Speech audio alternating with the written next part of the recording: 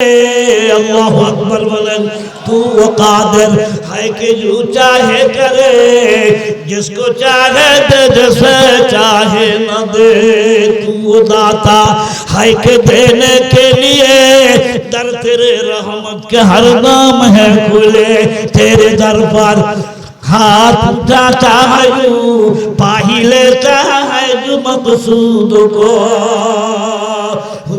বলছেন হুজুর আমার চোখের থেকে যখন পানির ফোঁটাগুলো পড়তেছে আমি মালিককে বললাম মালিক একজন আলেমের পরিবারকে অসম্মান করিও না হুজুর আমার মনোজাত এখনো শেষ হয় নাই না থেকে বলতেছে হুজুর আর আপনার কান্না লাগবে না মনোজাত শেষ করেন কিছুক্ষণ পূর্বে আপনার মেয়েটার নরমাল ডেলিভারি হইয়া একটা পুত্র সন্তান আপনার মেয়েকে দান করেছেন আল্লাহ চাই নামাজের দরকার আছে তাহাজ্জুদের মুহূর্তের চাই নামাজ বড় দামি জিনিস ভাইরা আমার আপনাদের কষ্ট হচ্ছে আর 10টা মিনিট বলবো বাবা হাবের সাহেব ভিতরে ঢুকলো তলোয়ারটা চাই নামাজটা বিছাইলো আর তলোয়ারটা চাই নামাজের সামনে গাড়িয়ে দিয়া মাগরিবের নামাজ পড়লো মাগরিবের নামাজ যখন শেষ আওয়াবিনের নিয়ত করলো হাবের সাহেব তেলাওয়াত করতে আরম্ভ করলো এশার নামাজ রক্ত হলো এশার নামাজও পড়লো দেবতা কখন আসবে জানি না হাবের সাহেব ঘরের মধ্যে ঢুকাই দেবতার সামনে যে ভোগ দেওয়া ছিল আপেল ছিল কমলা ছিল নারকেল ছিল মন্ডা ছিল হাবের সাহেব বিসমিল্লাহ ওয়ালা বারাকাতিল্লাহ বলে খাইতে আরম্ভ করলো মারহাবা কর পেট ভরে খায়া যায় নামাজে দাঁড়াইছে লম্বা লম্বা সূরা দিয়া নফল নামাজ পড়তেছে ইয়া আইয়ুহাল মুযাম্মিল কুমিল লাইলা ইল্লা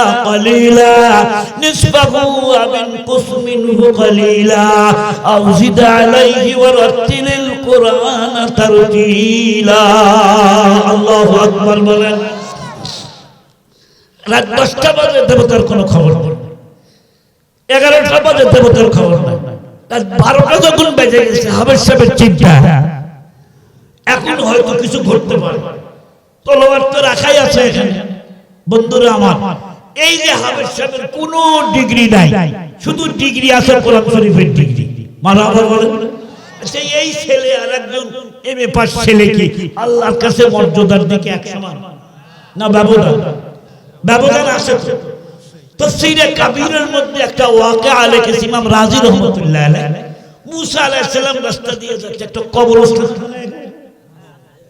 একটা কবরস্থানের পাশে দিয়ে যাওয়ার সময় দেখে একটা কবরের মধ্যে আযাব নবীদের চোখের পাওয়ার আর সাধারণ মানুষের চোখের পাওয়ার কি এক আমার নবী তো সামনেও যেমন দেখতেন পিছনেও তেমন দেখতেন সুবহানাল্লাহ মরনবুয়তের চোখ ছিল সামনে দেখতেন পিছনেও সমান তো নবী দেখলেন কবরের মধ্যে আযাব হয় দেখে উনি তুর পর্বতে চলে গেলেন ফেরার সময় দেখে কবরে এই লোকটা আযাবে নাই বেহেশতের বিছানা বিছায় দিয়েছে আল্লাহু আকবার মুসা নবী আল্লাহর কাছে ফরিয়াদ করে আল্লাহ 1 ঘন্টা আগে দেখলাম লোকটা কবরে শাস্তি ভোগ করতেছে এখন কি হলো তার আযাব কেমনে বন্ধ হলো মালিক ডেকে বলে পয়গম্বর এই ঘুষখোর যেদিন মারা যায় ওর কবর আমি আল্লাহ সাপ দিয়ে ভরে দিয়েছিলাম আগুন দিয়ে ভরে দিয়েছিলাম এক ওয়াক্ত নামাজ পড়ে নাই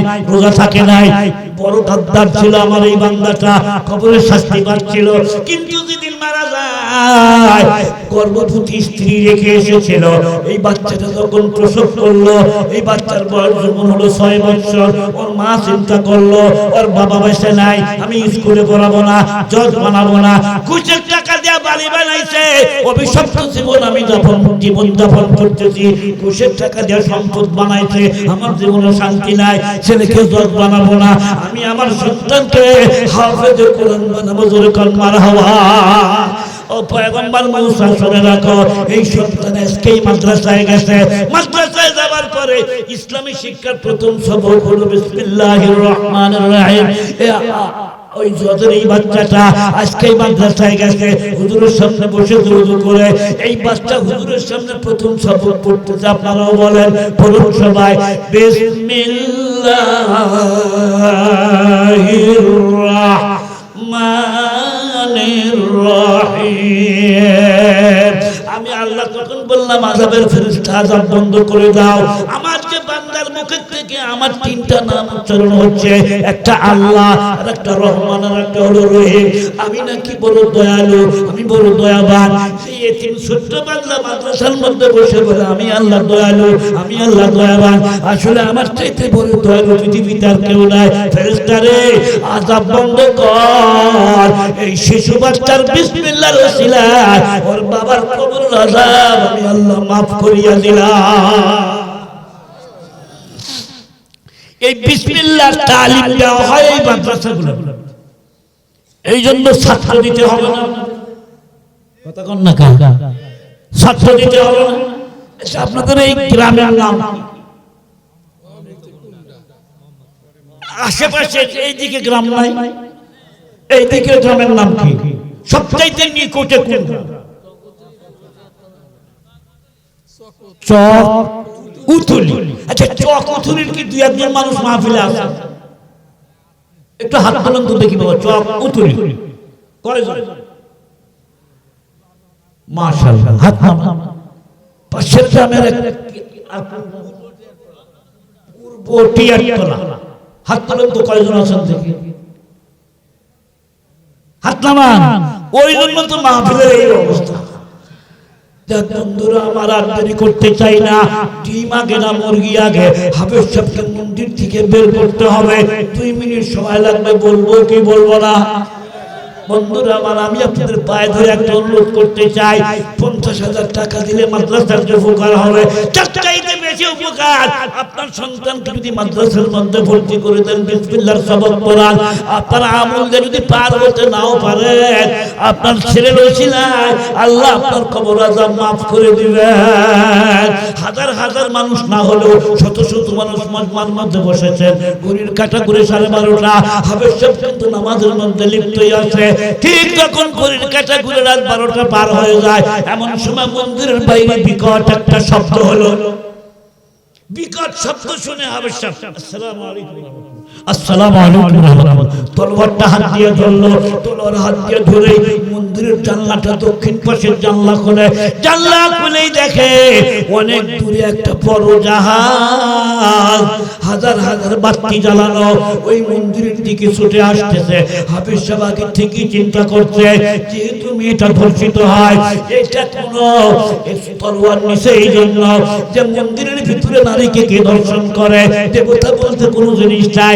আমার মনে হয় কোন বামন ঠাকুর দেবতার রূপ ধারণ করে দেব মন্দিরে আসে। যদি কোনো বামন ঠাকুর আসে এই ঘরের মধ্যে, আমাকে মহিলা ভেবে গায়ে হাত দিতে চায়, ওই বামনকে সাইজ করার জন্য অন্য কোনো মানুষ লাগবে না, আমি হাফেজ আবুল বারাকাত একাই যথেষ্ট। মন্দিরের জানলা যেই টান দিয়ে খুলছে, দেখে জাহাজ। হাফেজ সাহেব তলোয়ার ফালায়, না এটা বামন ঠাকুর, নিশ্চয় এটা কোন জিনের কারসাজি, দুষ্ট শয়তানের কারসাজি, সত্যের রমণীদেরকে ভোগ করার জন্য আসতেছে এখানে, দেবতার নাম ধারণ করে। হাফেজ সাহেব তলোয়ারটা ফেলে দিল। তলোয়ার দিয়ে জিন তাড়ান যায় না, শয়তান তাড়ান যায় না। শয়তান তাড়াইতে চাইলে একটা মন্ত্র আল্লাহ শিখাই দিয়েছেন, পরম সবাই আউযু বিল্লাহি মিনাশ শাইতানির রাজিম। জোরে বলুন বিসমিল্লাহির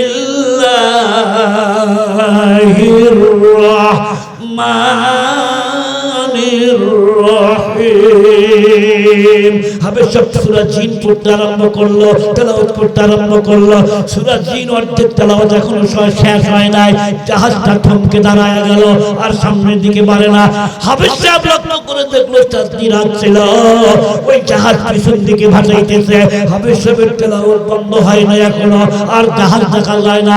হাফেজ সাহেব মন্দিরের ভিতরেই বসে থাকলো। সকালবেলা পুলিশ আসছে লাশ নেবার জন্য, দরজা খুলেই দেখে এটা মহিলা না, এটা একটা ছেলে মানুষ। পুলিশ দেখে বলতেছে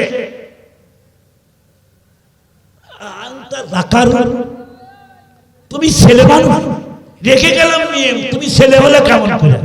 হাফেজ সাহেব বলে আমি আগের থেকেই ছেলে, আমি মহিলা। কালকে শাড়ি পরে কি তুমি ছিলে? বলে হ্যাঁ আমি ছিলাম। পুলিশ আশ্চর্য হয়ে যায়, খালি বলে দেবতা দেখতে কেমন দেখা যায় বলো?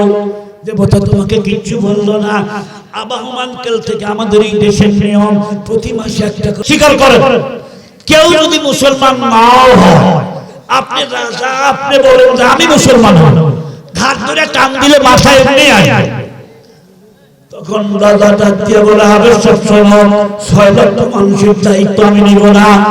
আমার এখনো বিশ্বাস হয় না তুমি কেমন দেবতাকে তাড়াইলা। হাবের সাহেব রে, আগামী মাসে তুমি যাবে, তোমাকে শাড়ি পাঠাইবো, গয়না পাঠাইবো। হাবের সাহেবটা শাড়ি গয়না লাগবে না, সাহস আমার বেড়ে গেছে। হাবের সাহেব মন্দিরে গেল, আজকে সারা রাত থাকলো, দেবতার কোনো খবর নাই। বন্ধুরা আমার, পরের দিন রাত দরবারে হাবের আগুন বারাকাত আসতেছে আর কালিমা জিকির করতেছে, লা ইলাহা ইল্লাল্লাহ। জোরে কান মারহাবা। মোট ভর্তি টাকা, হাজার হাজার টাকা। আল্লাহ বলতে ভাইদের দাম কবুল করো। কার নাম কবরস্থানে নয়ন সরকার 2000 টাকা আল্লাহ কবুল করো, মঞ্জুর করো। আব্দুল শকুর সরকার দিল 1000 টাকা। এত টাকা বান্দা রাখছিলেন কেন? দুইজন হুজুর কালেকশন করলো, আপনারা এই বুড়ার লেগে থিয়ে দিচ্ছেন। দেন দেন দেন, 200 টাকা দিল। আল্লাহ তোমার বান্দা শরীফ আল্লাহ কবুল করো, মঞ্জুর করো। জিকির করতে করতে যখন রাজদরবারে ঢুকে পড়ছে, রাজা কয়া তুই বাইসাই আছো, তুই মরিস নাই? ছেলে আমার জীবন আমার মরণ দেবরা হাতে না, আমার জীবন আমার মরণ হলো আল্লাহ পাকের হাতে। রাজা তাকে ডাকতে বলে, রাজা আল কারীম ইযা ওয়াজাফা, সম্মানিত লোক ওয়াজা করলে ওয়াজা পূর্ণ করে, হাতটা বাড়ায় দেন, কালমা পড়ে মুসলমান হন। রাজা আর চোখে পানি রাখতে পারল না, ডাক দিয়ে কাহাবে আবুল বারাকাত রে, কোরআন শরীফের সত্য একটা কিতাব, হাবের সাহেবের যে মূল্য আছে, শোন শোন শোন। আমি সকালবেলা রাত দরবারে আসছি গোসল করে মুসলমান হবার জন্য।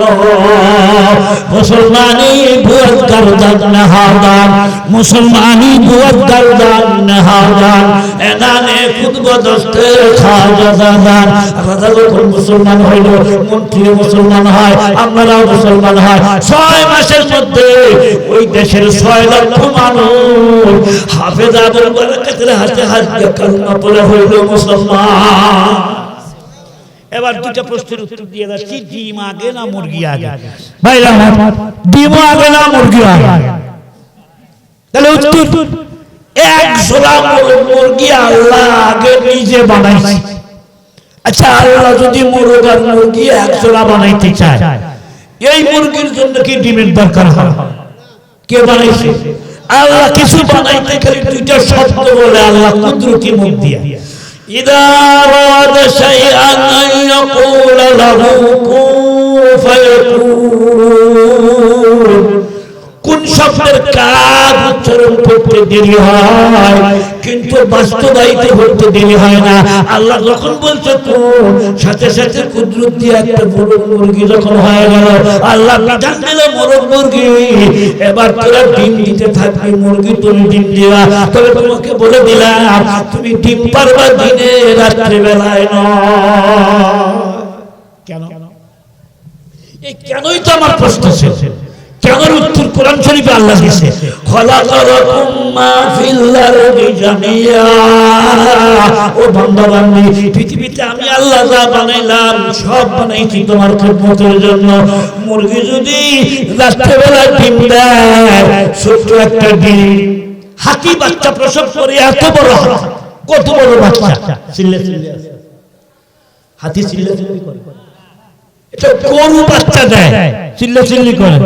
আরে 1.5 টাকার একটা ডিম পারে বড়, দেশি বড়, এক ডিমের দাম না এখন 10 টাকা। তার ফরফরানিতে বাড়ি থাকা কথা কয় না।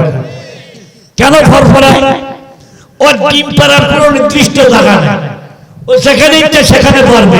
দেশি মুরগির ডিমটা বড় ভিটামিন যুক্ত ডিম, আল্লাহ শিখাই দিচ্ছে তুই কর কর ফরফর করবি, মালিক আসে তাড়াতাড়ি ডিমটা রক্ষা করবে। তুই কখন কোন জায়গায় পারিস তার তো ঠিক নেই। দিনের বেলা পারবি যাতে খুঁজে বের করতে সহজ হয়, মানুষের উপকার হয়। আল্লাহু আকবার বলেন। একজন আমাকে বলছে হুজুর মশা আল্লাহ কি জন্য বানাইছে? মশা দিয়ে কি উপকার হয়? একজন মশা দিয়ে কি উপকার হয়? কথা লম্বা হয়ে যায়। ওই বউ শুয়ে আছে, গয়না গায়ে দিয়ে, চোর ওই দিক দিয়ে হাত বাড়াইছে, গয়না চুরি করেছে। বুঝলেন না কথা? গয়না হাত টিপে দেবে ভাব, ঠিক এমন সময় বউয়ের গালের মধ্যে একটা মশা বসে কামড় দিচ্ছে। বউ তো ঘুমে আছে, চোরও মুখ আগায় দিচ্ছে, আরে বউ ঠাইছে এক চোর মারছে মশার গায়ে, কিন্তু মশার গায়ে না লাগে, লাগছে যা চোরের গায়ে। যেই চোরের গালে লাগছে, চোর পিঠা দৌড়াতে, ভাবছে যে বউ জাদু জানে রে, আমি মুখ দিচ্ছি, ও চোর মারছে তো পারতেছে না। মশা সাপও বানাইছে মানুষের উপকারের জন্য, উপকার ছাড়া কোনো জিনিস নাই। তো হাঁস কেন দিনে পারে? দিনে পারে না, রাতে পারে। হাঁস অধিকাংশ সময় থাকে পানির মধ্যে। আল্লাহ বলে বলে হাঁস তামাম দুনিয়ার সমস্ত মাখলুককে বানাইলাম মানুষের খেদমতের জন্য। ও মানুষ, তোকে বানাইছি আমার খেদমতের জন্য। হাঁস দিনের বেলায় ডিম পারে, ডিম পানির মধ্যে চলে যাবে, আমার বান্দার খেদমত হবে না।